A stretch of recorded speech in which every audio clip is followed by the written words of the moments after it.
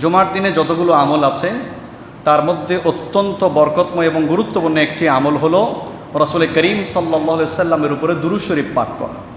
রাসূল করিম সাল্লাল্লাহু আলাইহি সাল্লাম ইরশাদ করেন, আকসিরুস সালাতা আলাইয়া ইয়াউমাল জুমআ, তোমরা বেশি বেশি আমি নবীর উপরে জুমার দিনে দুরূদ শরীফ পাঠ করো। যে যত বেশি পাঠ করবে সে তত বেশি ফজিলত লাভ করবে, তত বেশি নেকি লাভ করবে। এমনি হাদিসে পাকে ইরশাদ হয়েছে, আল্লাহর হাবিব সাল্লাল্লাহু আলাইহি সাল্লাম ইরশাদ করেন, যে ব্যক্তি আমি নবীর উপরে একবার দুরূদ শরীফ পাঠ করবে আল্লাহ পাক তাকে 10টি রহমত দান করবেন এবং তার 10টি গুনাহ মাফ করবেন এবং তার আমল নামায় আল্লাহ তাআলা 10টি নেকি লিখে দিবেন। আল্লাহর হাবিব বলেন, জুমার দিনে বেশি বেশি তোমরা দুরূদ শরীফ পাঠ করো। ফাইন্নাহুম মাশহুদ, জুমার দিনকে কেন আল্লাহর নবী বেশি দুরূদ শরীফ পাঠ করার জন্য আমাদেরকে নির্দেশনা দিয়েছেন। নবী করিম সাল্লাল্লাহু আলাইহি সাল্লাম বলেন, এটা হলো উপস্থিতির দিন, হাজিরের দিন। কিসের উপস্থিতি? আল্লাহর হাবিব সাল্লাল্লাহু আলাইহি ওয়াসাল্লাম বলেন, ইয়াশহাদুহুল মালায়েকা, এই জুমার দিনে আল্লাহর রহমতের ফেরেশতারা দুনিয়ার মধ্যে আগমন করে অবারিত রহমত নিয়ে বান্দার কাছে চলে আসে। সুবহানাল্লাহ। ফাইন্না সলাতাকুম মা'রুদাতুন আলাইয়া, তোমরা যখনই দুরূদ শরীফ পাঠ করবে আল্লাহর এই পৃথিবীতে, আল্লাহর এই জগতে এমন কিছু নূরানি ফেরেশতা আছে যাদের কাজ হলো মুমিন ইমানদার বান্দা বান্দিনীদের দুরূদ শরীফ আল্লাহর রসুলের দরবারে পৌঁছে দেওয়া। আমরা হাজী সাহেব যখন মদিনায় যাই বলি না যে রসুলের পাকের রওজায় আমার একটা সালাম বলিও, এটা হচ্ছে অন্তরের আকুতি, আবেগ, উচ্ছ্বাস। কিন্তু আল্লাহ রসুলের দরবারে সালাম পৌঁছানোর জন্য কোনো ব্যক্তিকে যাইতে হবে না।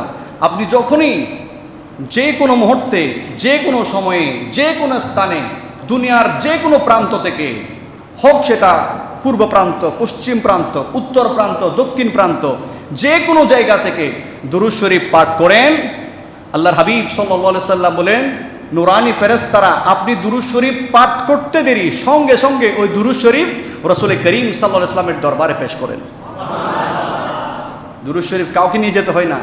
দুরূদ শরীফ এমন একটি গুরুত্বপূর্ণ আমল, এই দুরূদ শরীফ নামাজের মধ্যেও আছে। আল্লাহুম্মা সাল্লি আলা মুহাম্মদ ওয়া আলা আলি মুহাম্মদ কামা সাল্লাইতা আলা ইব্রাহিম ওয়া আলা আলি ইব্রাহিম ইন্নাকা হামিদুম মাজিদ।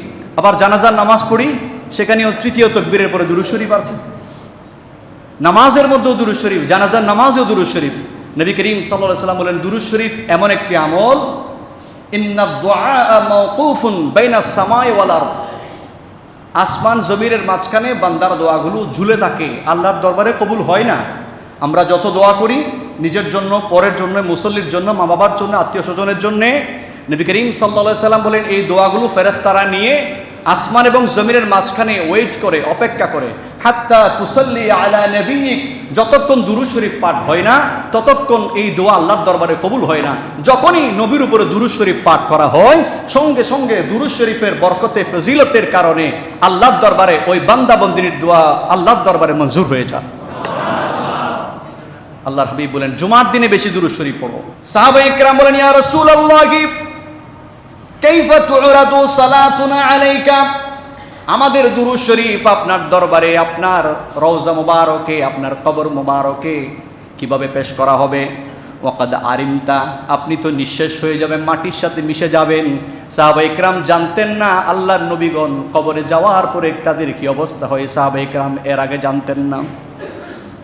ইয়াকুলুনা বালিতা, তারা বলতে লাগলেন, ইয়া রাসূলুল্লাহ, মানুষ যেভাবে মারা যাওয়ার পরে কবরে মাটি খেয়ে ফেলে, মাটির সাথে মিশে যায়, আপনি তো মিশে যাবেন, আপনি তো নিঃশেষ হয়ে যাবেন, আর আমাদের দুরূদ শরীফ কিভাবে আপনি শুনবেন?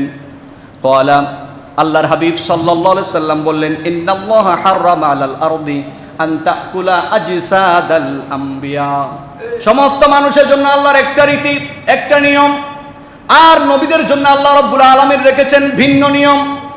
শোনা আমার সাহাবীরা, মানুষ মারা যাওয়ার পরে কবরে মাটির সাথে মিশে যায়, খবরদার শুনো, তারা হলেন আব্দুল্লাহ আর আমরা হলাম নবিউল্লাহ, রসুল্লাহ।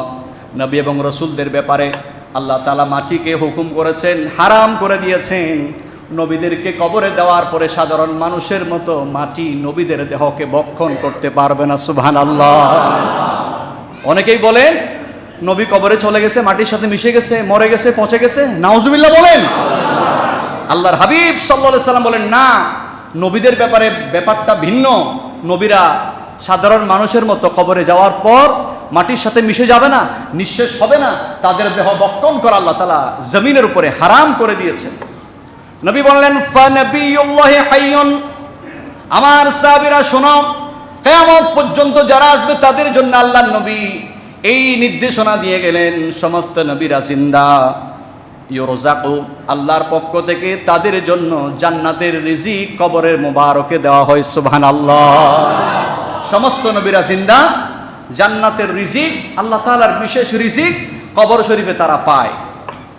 আল্লাহ হাবিব সাল্লাল্লাহু আলাইহি সাল্লামের এই হাদিস পাক থেকে আমরা বুঝতে পারলাম, আমরা সাধারণ মানুষ কবরে পচে যায়, গলে যায়, মাটির সাথে মিশে যায়, নবীদের ব্যাপারটা ভিন্ন। আমাদের নবী কবরে জিন্দা না মরা? আল্লাহর রসুলকে আল্লাহর পক্ষ থেকে জান্নাতি রিজিক দেওয়া হয়। যখনই আমরা সালাম দিই, আল্লাহর নবী সঙ্গে সঙ্গে আমাদের সালামের জবাব দেন। সুবহানাল্লাহ। সুতরাং জুমার দিনে আমরা বেশি বেশি দুরূদ শরীফ পাঠ করব।